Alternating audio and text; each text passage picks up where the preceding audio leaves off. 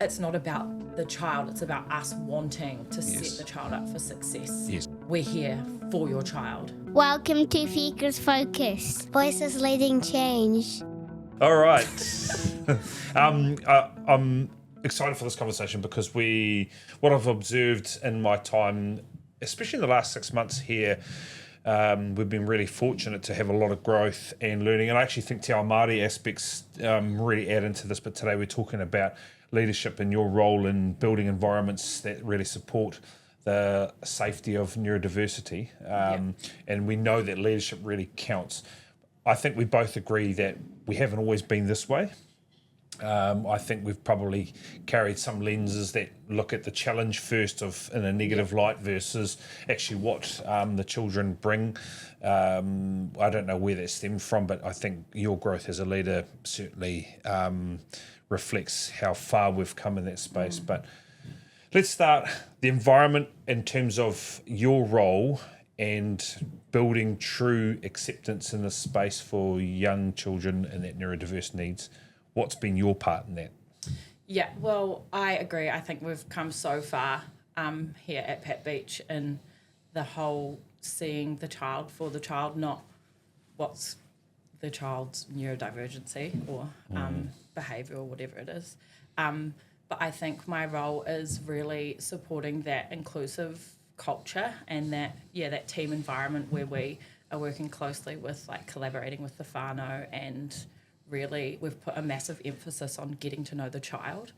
Every child, neurodivergent or not, really getting to understand and unpack and know that child and their unique strengths and abilities that they bring with them, and I guess figuring out what really makes that child tick, what support they need, and that's massively in partnership with the families and everyone being on the same page within the team. And with some of your team members, because we've got a various mix of experience, age, obviously, so and people in study and things like that, and I think sometimes they're not entirely prepared coming out of study, or they've been in environments that haven't been quite as accepting as who we are and what we are.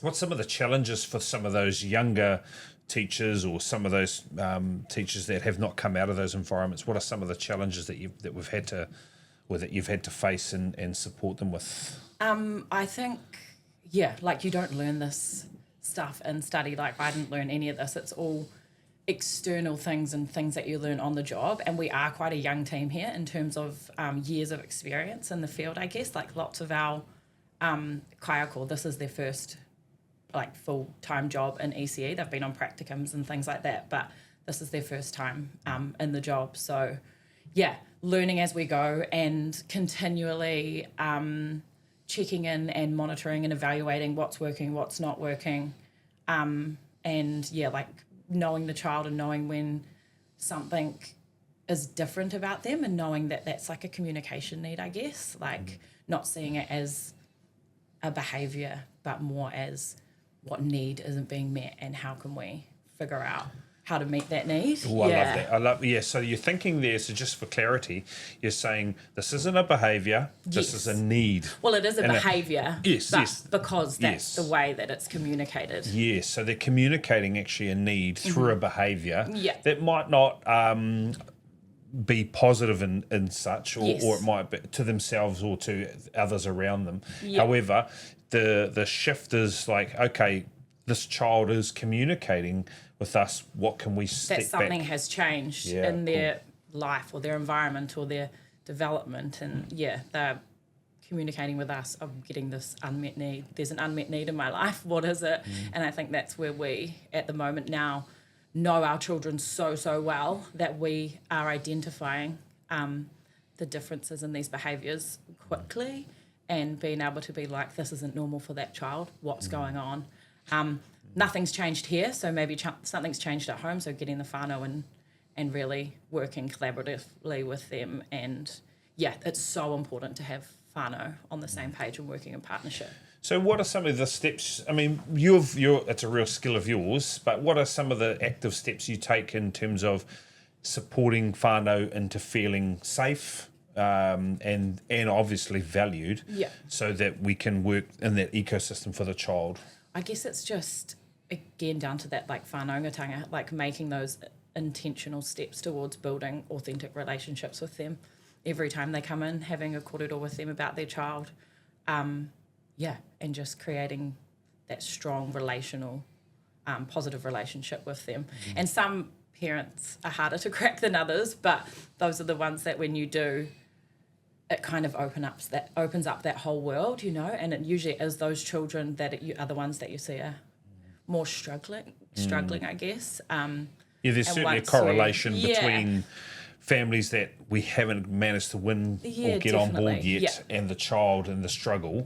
There's certainly a correlation in that space. And it's just like when you're working with children, figuring out the best way to communicate with that family and what that looks like, because it's not the same for every family. You know, not every family likes massive yarns at the end of the day, and so it's figuring out what works well for that whānau to get the best support for that child. And for your teaching team as well, when they've had we might deem a day that's not normal or typical, so they've had some quite common struggle.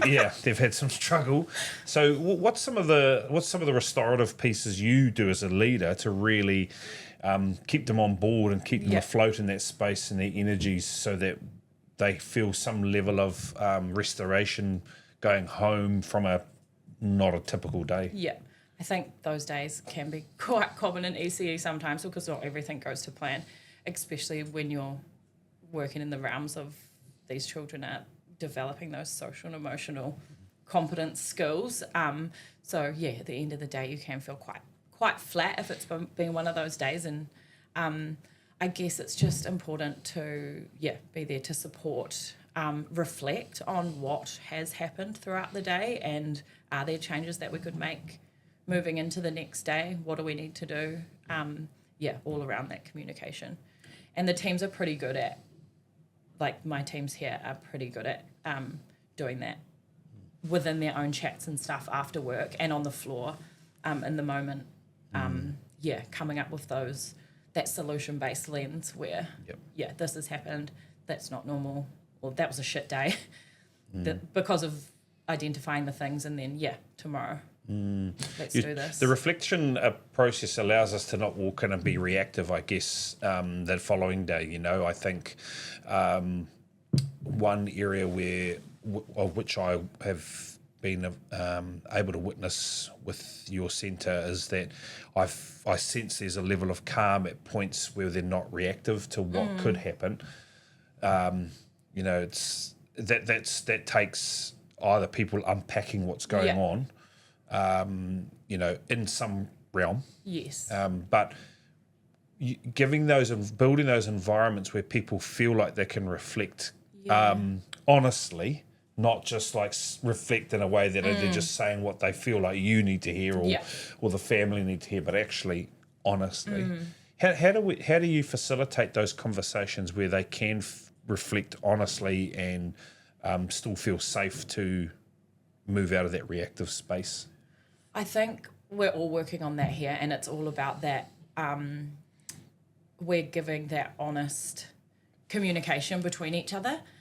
So knowing if there has been something during the day and someone thinks something about something, being able to respectfully deliver that to other people, and that's like a massive work on that we're doing here, and which has like raised the culture a lot, and giving people that mana to know that they can, I guess, deliver messages in like respectful ways, and it's all for the benefit of the collaboration of the team, and once it's out, then we move forward, and all for outcomes of the children. I love that, and the Te Ao Māori avenue has also added, I think, another lens of support. I think there's a lot of paradigms in Māoridom that do, or I guess paradoxically do, challenge the Te Ao Pākehā lens on some of the way we look at things. But when we're looking at that space too, that manaakitanga has been a very big piece of shift in Pat Beach. And I think too, like that lens of the child's raised in a community, You know, like it's not like we have whānau support teachers which is where the child has one teacher that looks after their learning journeys, or when they're transitioning into a room or into the centre, that's their go-to for the whānau. But we are collaboratively raising and supporting and growing the child towards success, which is, another lens of Te Ao Māori where, you pull on people's strengths and, Yes. it's the success And there were of all. specialists. Yeah, there's specialists in certain areas. Definitely. You know, I think what we're starting to see more so is that people feel safe to have conversations, challenging conversations, which I think is a positive thing. And growing them into being able to be open and honest with whānau as well about, which is tough, about where their child's at. Knowing that it's not about the child, it's about us wanting to set the child up for success. As they move on, because these years are so formative and we have such a massive impact here with the amount of kaiako and the amount of support we have from internally and externally that,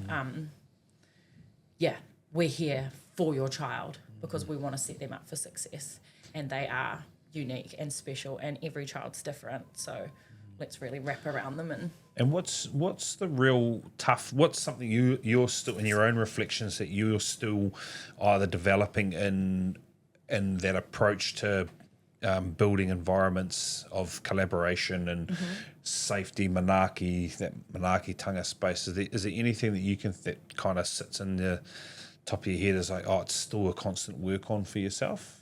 Oh, I've got lots of constant work ons. Yeah. I guess supporting the teams to be doing it in timely, I guess, because, you know, we only do have these children for such a short amount of time. So, getting on to whatever it looks like as early on as possible and getting those whānau in and collaborating with them, which I think we are doing at the moment. But just growing and supporting the team, and I guess encouraging us all to keep learning, because there are so many new things that we're seeing every single day. You know, we've got a few children with takiwaitanga, so learning about autism, and you know, lots of kaiako haven't worked with children that have takiwaitanga before. So growing our professional capabilities around knowing things about ADHD and autism and all different types of neurodiversity, I guess, and then monitoring, evaluating, coming back around and implementing new things, and figuring out what works for that unique child. Because we'll try something and it won't work, and then we'll change it, and then finally you'll hit the sweet spot and you'll see this massive progress, and that's what it's all about. Okay, awesome. It's a cool conversation, and one that we continue down the track, but we really love your work here at Pat Beach. Thank you, Brit. I love podcasts.